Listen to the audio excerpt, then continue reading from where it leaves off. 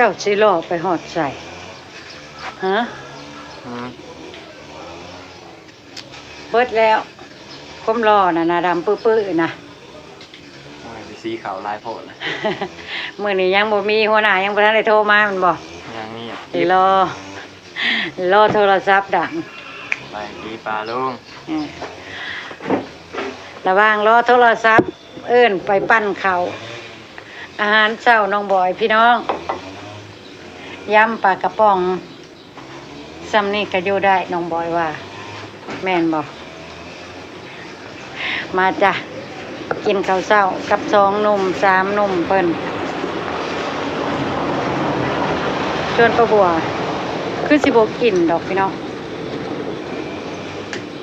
ยังบ่ค่อยอันนั้นอยู่สิหากินแนวอ่อนๆเบาๆเอาได้ลวกก๋วยเตี๋ยวกินสดฮ้อนๆจักบาทไปหาตัดผมแล้วเอาคันบ่ได้ไปเฮ็ดงานก็พากันไปตัดผมเฮ้ยช่วงน่ะพาน้องไปตัดนำมาฮัมมาทักทายป้าลุงลูกล่ะมาแล้วพ่อยังไปเก็บถั่วพูอยู่ลุงพ่อเราไปเก็บถั่วพูมากินกับยำปลากระป๋องพี่น้องสบายดีอีกรอบเด้อจ้าพี่น้องจ้าน่ะป้าบัวก็ลงหน้าลงหลังแล้วเด้อเบ้อๆพี่น้องเอ้ยสบายดีปลาลุงยินดีต้อนรับสู่ช่องแม่น้องบอยคือเก่าคือเดิมเด้อพี่น้องจ้าป้าบัวก็ยังเป็นเมืองว่างยังเป็นเบ้อๆอยู่เป็นไข่อะไรพี่น้องมะแม่นดอกกระเพาะขึ้นนะป้าบัวเป็นไข่เทียงมอยอ่ะมะแม่นหูโตดีเพราะว่ามันเป็นเมืองว่างอยู่มันเป็นบุบว่าเป็นอะไรพี่น้องพอกินยาลดไข่ใช่มันกะลดลงแต่ว่าพอมันเบิดฤทธิ์ยามันกะปุ๊บว่าคือเก่า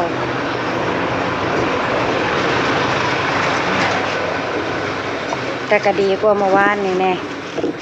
ดีขึ้นหลายพอเราหาแนวกินโชว์ลูกเรายำปลากระป๋องอาหารเช้าของ3 พ่อลูกพี่น้องมาจ้ากินแบบง่ายๆแซ่บๆกับ3 พ่อลูกจ้าพี่น้องมายำมื้อเช้าเลยอาหารการกินเนี่ยทำนี่ล่ะตื่นน้องบิ๊กตื่น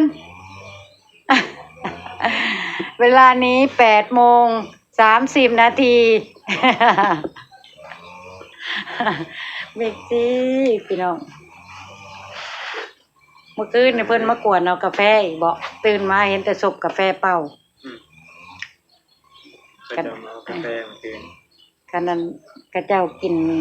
ปาร์ตี้กันกระเจ้าก็มากวนห่านน้อยแบบนี้แล้วพี่น้องเลยมากวนชื่อกาแฟน้องบิ๊กน้องบอยกับลูกมาขายเด็กเดือนเที่ยงคืนก็ได้เอากินลูกกินเอิญป้าเอิญลุงกินน้ำลูกเอิญพี่เอิญน้องกินน้ำอาหารแซ่บๆของสมเจ้านั่นนี่อาหารทะเลปลากระป๋องอาหารทะเลปลากระป๋องพ่อเพิ่นเฮ็ดชูลูกๆคนกินกันง่ายๆส่วนป้าบัวจะไปหาลวกเฮ็ดกับเราโซดฮ้อนๆกินพี่น้องไปลวกมาเนี่ยไม่กินน้ำกันเพื่อโล่งๆเดี๋ยวป้าบัวลวกกับเราแป๊บนึงกินท่าลูกใครกลัวท่ากินเนาะพี่น้อง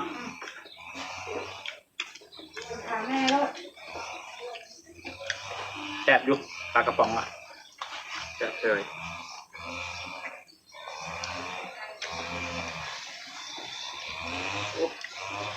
มีวันไหนเดี๋ยวบอกเล่านั่นเด้เราตัดเพื่องเราสิปลูกเครื่องปลูกเอาแล้วเราแล้วเราไหนมันเหมือนมดตะวันสีแล้วเรียบร้อยเบิดทงเลยตัวข้าวแดงเราเลยได้นะเฮ้ยพอมึงเจ้าโทรบอกให้เรามาส่งข้าวบ้องให้เด้อมื้อนี้เจ้านะแล้วมาส่งข้าวบ้องให้อยู่ใน50 บาท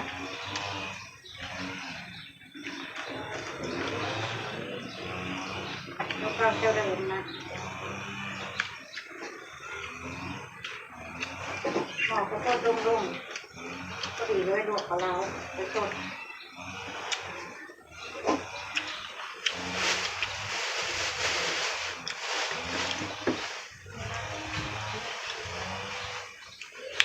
แล้วปลูกแค่หน้าหลาย โอ้ ก็บอกว่าให้เรามาส่งเลยเนี่ย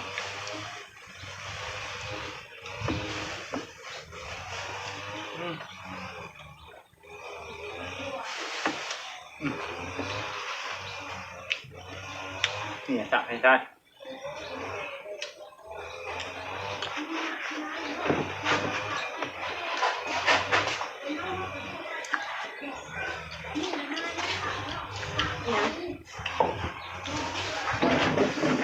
ก็บอกว่าลูกตัวสวยเวลาเก็บ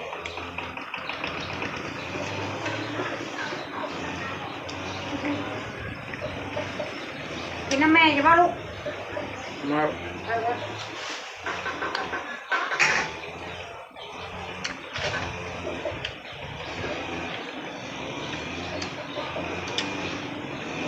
โอ้เพชรแต่พี่น้องเอ้ยพริกเพชรคนกับเพชรน้ำมาเลย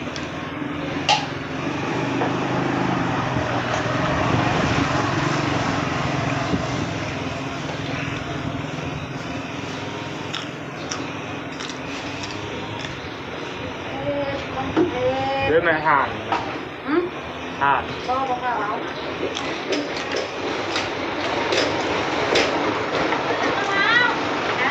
นั่งดูไม่เขาจะได้หรือเปล่ามันอยากแหวกกันเพราะว่าเรื่องติดแหวกเอ้ยข้างในนะเขาเจ้าจะได้อยู่เขาไปทำมึงดู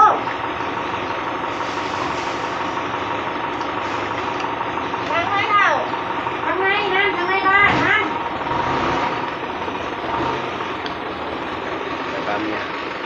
นี่นั่งนี่นั่นไปแหละที่หลังขาวๆนี่นั่งเข้าไปทั้งทางบ้านนั่นต้องน้ำเองดู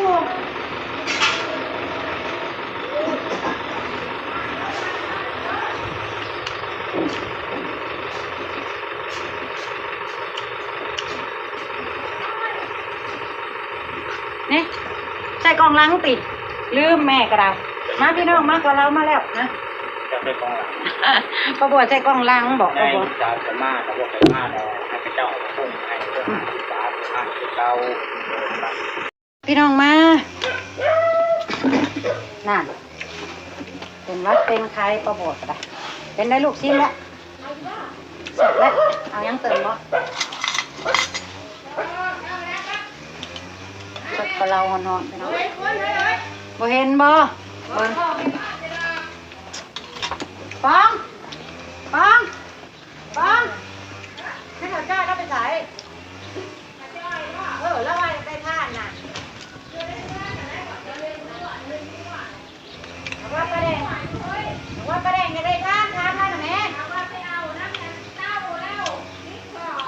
ย่าดอกขนาดนั้นเลยมากินข้าวมั้ยกินหมอมือไปหนึ่งก็เท่าเอามือบ่มือเป็นยังไงล่ะหน่อยแล้วกันเงินข้าวบาทนั้นมันเอามาหน่อยนึงเพื่อจะต้มหวานใครได้กันจากเลยถ้ามันจะต้มหวาน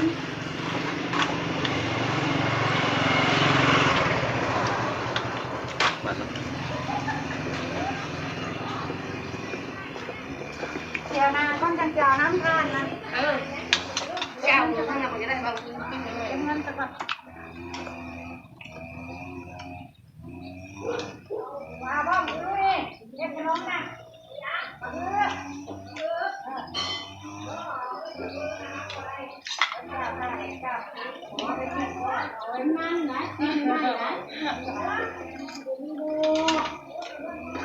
โอ้ยไปเบิ่งก่อนเถอะว่ะไม่เท่าทานด้วยอ่ะมาเบิ่งเอาโลดอย่าทำโอ้ยแห้งกันเมื่อยแห้งก็ห้องโวกเวกโวยวายไปน้องเอ้ยประบวกกันได้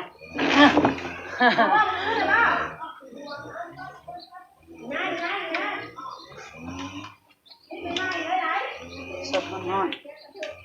ป่านนั้นประบวกยังที่ชวนลุงพรเขาบ้าอยู่ได้นี่พี่น้องเป็นลมบดองไหมบ่ประบวกกับสิไปเป็นหมู่ลุงพรในเพิ่นกุดที่รอไปน้องแดดๆนั่นนี่ที่รอออกเดินพี่น้องบอกจบ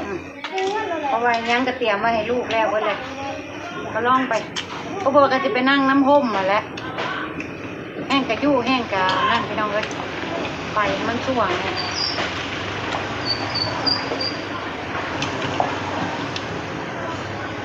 มันดูชาติเรา อืม ใช่แล้วเราไม่ดีเลยดูเขาบ้านอะไร เราชอบพริกกับน้ำส้มมาใส่ในนิดนึงลูกกับน้ำตาล พี่เจ๊ พริกหัวใส่ปรุงก่อนนิดนึงอ่ะ แสดงว่าน้ำเคยจะว่าแค่ แซ่บ ปรุง นอก กิ จาก น ต้ นะ อง ครั เผ็ บ ดกะปรุงมันมีรสชาติในจักน้อยเนาะน้ำเพิ่มแม่บ่แซ่บเลยของไผ่สิแซ่บแถวนี่เนาะพี่น้องบางแม่เมื่อวานนี่น้องเบิ่งน้องเพ็กน้องบอยคลายเป็นเบิดหมอ มอง ตอนค่ำอีกอาร์ตี้แซ่บมาอาร์ตี้สว่างจ้าจะกินเพ้อประบัวไปจักมามันเบิดเลยพี่น้องกระบาบอีตนเพิ่นอยู่แซ่บมาว่าเพ้อยังบ่ผัดเบิดแล้ว มันจะปุ้งง่ายกับนี่ พวกกูบอกไปคุดกิโลมาเมื่อนี้กัน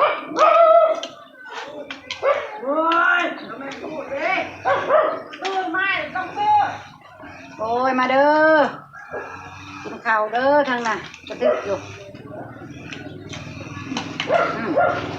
เป็นบอกมาเด้อมาเด้อ ชิปไม่ใช่บัวก็ฮอดบ่ฮอดสิ แนวลืมหมูชิบเอาอ่ะนะคอยคือเพื่อนได้มากระตุ้นแบบนี้ ว้ายจักแล้วเฮ้ยไม่ใช่บัวเอ้ย มาคอยนี่สิคอย นี่ เปิดแต่บ่ บ่เพิ่นมา มันเป็นตุ้นบ่มันจังมันบ่ เออ หรือว่ากระยามัน ก็ย่ามันกับมันเบิดไปแล้วเพื่อบัวส่วนไก่กับที่ต้มหวานสดกินพี่น้องต้มหวานมันคือ 1 กรัมมันน้ำตาล ไปเอาลูกเน่าบูดมึงไป มาเป็นข้าวมา โอ้กินกับกะเราน่ะ เกาเหลาค่ะพ่อบ่อยเพิ่นย้ำปลากระป๋องแล้วคอยบ่อยาก อาหารทะเลนี่แหละ อาหารทะเลนะ ลาบเท้า เราจะลงไปบัว เราก็หน่วย ก็ย่อยแล้ว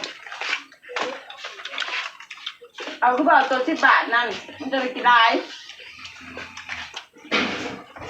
เอาน่ะเอาตัวนี้นะนั่นเด้อนี่ ร้านจะกินขนม เอามุกจะกินอีหยัง ซื้อตัวหน่อยบ่ให้ซื้อมันบ่อิ่มเล็กหน่อยเขาบ่ได้โซนว่าอิ่มบ่อิ่มเนาะพี่น้องเขาโซนว่าแซ่บถือปากเขา เอานี่เอาลูกเขาวันนี้ไปเป็นแล้วนี่ เอาจะเอาตัวนี้เอาจัน ไปเท่าเรียนร้านพี่น้องเลย เนาะ โบกเวกโวยวายเป็น จะ เรื่อง ให้ ธรรม มึง ดา อิ่ม กินมดท่าละกินน้ำทะลายทองแยกนี่แบบ ยกผู้เฒ่าเลี้ยงร้านเสมอจะนอนปลาบัวกับลุงพรกะ แล้วอย่างร้านคือกันนั่นแหละ จักลูกไผละน้องมิกหรือน้องบอ ลูกไอ้ ละ ที่ลูกไอ้บอย โลดลงก้อนหมักเล่นเด็ก